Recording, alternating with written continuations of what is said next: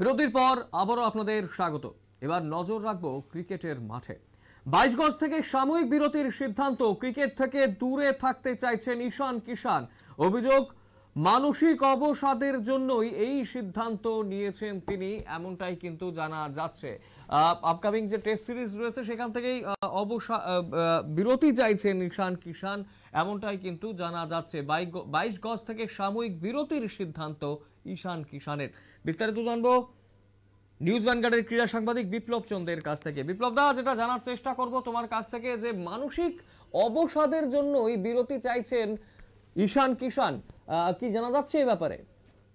দেখো, আমরা জানি যে দক্ষিণ আফ্রিকার বিরুদ্ধে ভারতীয় দলের যে 3টি ফরম্যাটের খেলা শুরু হয়েছে, ক্রিকেট আসর শুরু হয়েছে, তা কিন্তু বর্তমানে চলছে। এবং এই 3টি ফরম্যাটের আসরে টি-20 সিরিজের দলে ছিলেন ঈশান কিষান, কিন্তু তাকে প্রথম একাদশে না খেলিয়ে খেলানো হয়নি এবং তার পরিবর্তে জিতেশ শর্মাকে খেলানো হয়েছিল।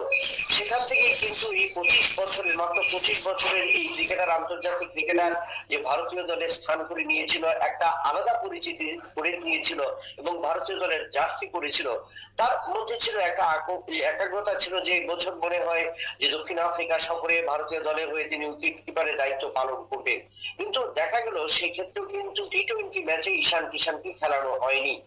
টেস্টের দলে ছিলেন, কিন্তু সেক্ষেত্রে দেখা যাচ্ছে ঈশান কিষান থাকা সত্ত্বেও সেখানে শ্রীকরণকে কিন্তু ভারতীয় দলে আবার ডাকা হয়েছে।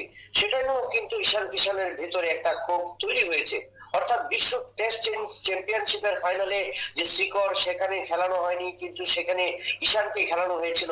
এবং সেই জায়গায় এবার এই টেস্ট ম্যাচে দক্ষিণ আফ্রিকা সফরে কেন শ্রীকরকে নেওয়া হলো, সেটা নিয়ে কিন্তু একটা সাময়িকভাবে কিন্তু বলা যায় যে একটা সন্দেহের মধ্যে ছিল বা একটা অবসাদের মধ্যে ছিল ঈশান কিষান। কারণ এই ঈশান কিষানকে আমরা দেখেছি যে ভারতীয় দলের হয়ে ডাবল সেঞ্চুরি করেছে, আইপিএল এ মুম্বাই ইন্ডিয়ান্স এর হয়ে খেলেছে, অর্থাৎ জীবনে একটা দারুণ পারফরমেন্স ঈশান কিষান।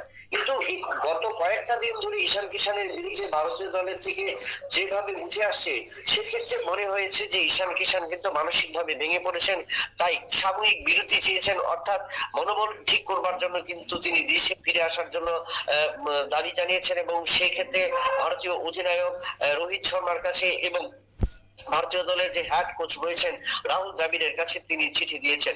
যদিও সেই চিঠিতে ঈশান কিষান কিছু উল্লেখ করেনি পারিবারিক কারণে এবং কিছু নিজের রিল্যাক্সেশনের জন্য তিনি দল থেকে সরবার সিদ্ধান্ত নিয়েছেন।